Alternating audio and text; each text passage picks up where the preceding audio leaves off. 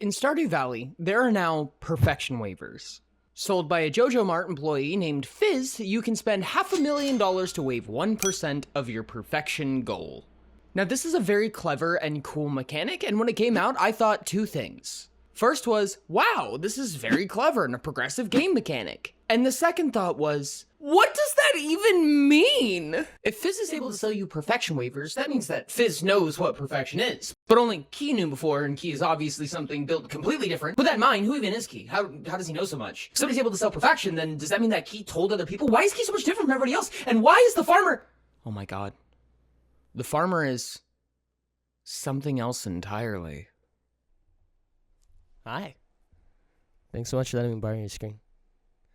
I think this world kind of sucks, so let's build a new one. Perfection in Stardew Valley means essentially everything, and I mean this completely literally. In order to achieve perfection, you must craft and sell every item, catch every fish, unlock every star drop, and so on. But there's exceptions to this rule in-game buyables, and this asks a huge number of questions when it comes to the story canon. Like, what actually is a perfection waiver? What does it even mean to the player, enough for them to be worth $500,000? And who sponsored all of this? Some guy named Key? Key is an interesting guy. Let's talk about him. Mr. Key is an elusive and stoic individual, to say the absolute least, and honestly, that's not really doing him justice. Key will offer you some of the most important quests in the late game, offering you a currency called Key Gems. As well, he is the one tracking how far you are into quote-unquote perfection. Per Fizz, an employee for big bad evil mega corporation JoJo Mart, those perfection waivers we talked about were signed by Key. Perfection waivers can be bought for 500,000 gold a piece and waive 1% of your total perfection. And let me say, this form of progression is common in Stardew Valley, essentially the throwing money at your problems solution. Let me give you a couple of examples beyond these waivers. Once you've been tasked with reaching floor 100 of the Skull Caverns, Key will meet you on this floor once you reach it. There's generically two methods to get there. You can mine, bomb, and fight your way through each floor individually. Food will offer you different types of buffs, and other consumable artifacts like teleports will make it easier to complete it before the day runs out and you fall asleep. Or, of course, you make 100 staircases and auto-magically appear at the bottom. Really breaking a sweat, you are. Another example, the Community Center. The Community Center of Stardew Valley tasks you with going around and collecting all types of items from around the land to help rebuild the central hub of the city. On the flip side, you can pay the aforementioned JoJo Mart a truckload of money to just, you know, not. There's always some type of shun that comes with these quote-unquote cheating methods. For instance, if you use 10 or more staircases to reach floor 100 of the Skull Caverns, Key will claim that you are clever but dishonorable. As if it weren't weird enough that he knew exactly when you'd be there, but how you got there, huh? Another fun example of this, if you use glitches to get your way to the summit before you're meant to be there, you'll be met with a cutscene. Not like a game skip type cutscene, no, it'll be Key scolding you for cheating, actually, in which he will swiftly knock you out, sending you to the infirmary. It's safe to say, Key really knows something we don't. So, who is this guy exactly? Well, let's break it down. When you first get access to Key's room within the Desert Casino, he'll say a number of very notable things. You've got a spark, that's why I singled you out. The conduit of mystery and art. People like us have a responsibility to keep the world alive. That's where we come in. You'll understand someday, just keep doing your best and never give up. There's a lot of substance to these quotes. He's really singling us out, making us seem quite special in some way. What makes us so special? What's so cool about us exactly? This farmer from out of town inheriting a farm from our grandfather. That's a good start. In the summit cutscene, the one you get after completing perfection, it's noted that Key and your grandpa knew each other. They state, "We've been watching you." Yes, we. So you're selected on several fronts, right? Let me backtrack for just a second, for anybody who doesn't know. As a player in Stardew Valley, we start the game with a cutscene, standing next to our grandpa before he passes. He offers us a letter and says not to open it until we've lost hope in the world. Move forward to us working a soulless office job, once again for JoJo Mart, seemingly at the end of our rope. So we open the letter. Inside, we find a farm in a small town called Pelican Town that we've inherited from him. And so our journey begins.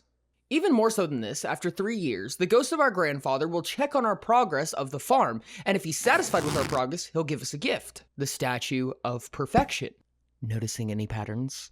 Here's the big thesis here, and I'll need you to sit down for this one. The stoic Mr. Key?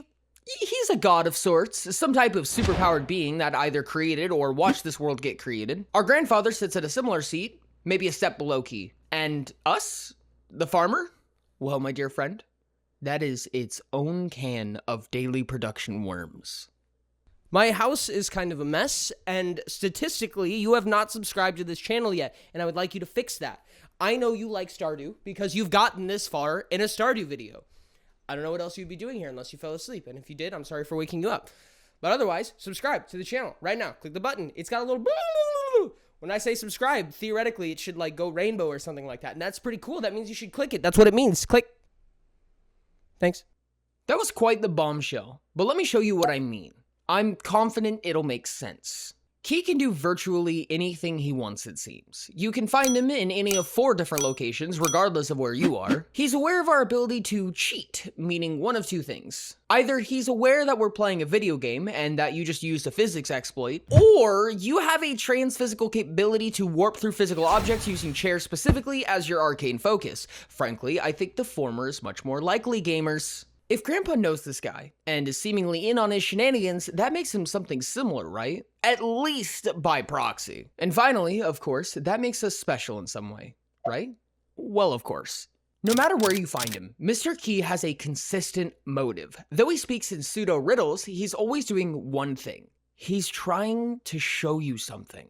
Let's separate Key from the other interactable NPCs of Stardew Valley. Key can be virtually anywhere. He's aware of his presence on a meta level, and he's the person you go to for some of the most powerful features of the entire game.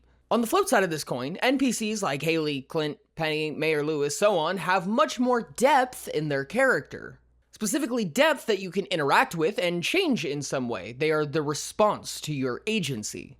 You impede on this world with your decisions, and this world spits back at you in the way of processing NPC lore, building relationships, unfolding this world of Pelican Town. These NPCs aren't sentient. They can't actually make decisions, feel feelings, anything of that such. It's a video game. It sounds obvious, but it's important. Key, I hear you furiously typing in the comments, also isn't sentient. He is an NPC too. But I would argue, dear polite commenter who definitely wasn't planning on saying anything mean, that he is, well, kinda. Key is simply a stand-in for a real person, somebody trying to show you something. That's right, Key is canonically an oracle for the big man himself, Mr. Eric Concerned Ape Baroni. I'm gonna do my best to make the in-world canon and the mechanical purpose seamless. Rate my performance. We talked a moment about how you'll be shunned or scolded for cheating throughout the game. Whether that be crafting staircases or paying money to avoid some extra time and effort, somebody saw you and told you off. But you know what else happened? You still succeeded. You may have cheated, sure, but you still succeeded by doing that. You weren't truly punished in any way. As a player, much like many other games, this world pivots around you. Does Jojamart take over Pelican Town? Depends on what you decide. When does the community center finally bring the town back together? Whenever you complete it. Whose backstory will progress beyond 8 to 10 heart limit and truly unfold their greater history with a nice conclusion? You guessed it, it hinges on your choices. The message is written inside it all. Being as powerful and pivotal as you are, you will not fail. No matter what you decide, you will never be truly punished. You have nigh ultimate power in this world. The only punishment you will suffer are ones directly caused by your own actions. This is what Key wants to show you. You can trade money for effort, but what do you get in return? A soulless town with leaders that don't care for your well-being, nor the well-being of the other villagers.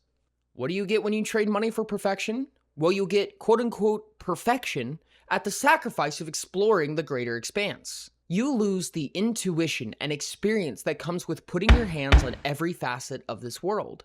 Let's talk canon for a second. What does this actually mean on a lore basis? Well, I have 2 hypotheses. Number 1 is that Key is literally creating this world. He obviously has a lot of technology he uses to keep track of stats and keep eyes in the sky. Perhaps this is a simulation he created to teach you something.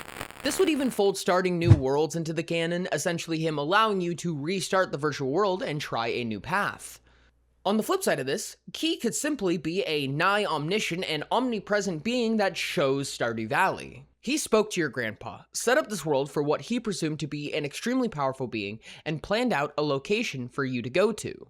This would mean he planned the letter, your farm, and even preset his surveillance around Pelican Town for this exact instance. Regardless of which of these are true, you and Mr. Key share one thing in common: unopposed power over this world. And so much to explore yet. Considering more than just its mechanics, Stardew Valley is a very immense game. Its lore, its characters, its underlying themes are amazing, and this world that Concerned Ape has created is something awe-inspiring, truly. Maybe these ideas weren't absolutely intended the way I've described them, but honestly, I think that even the spirit of the game is held within this script. You have agency over this world, virtual and real. Your actions impact others and change your path of progression.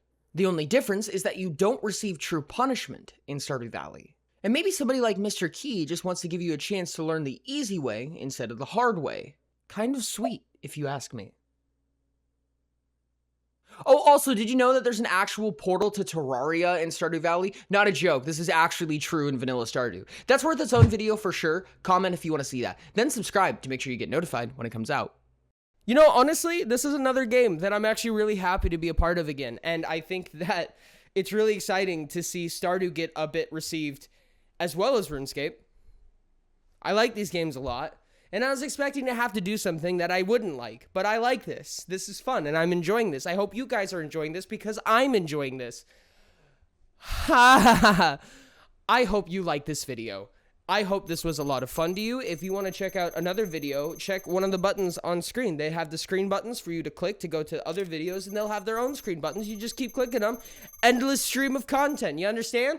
It's perfect. Just do it. Do it. Absolutely do it. Thank you to my lovely patrons for supporting me. I love you. Thanks.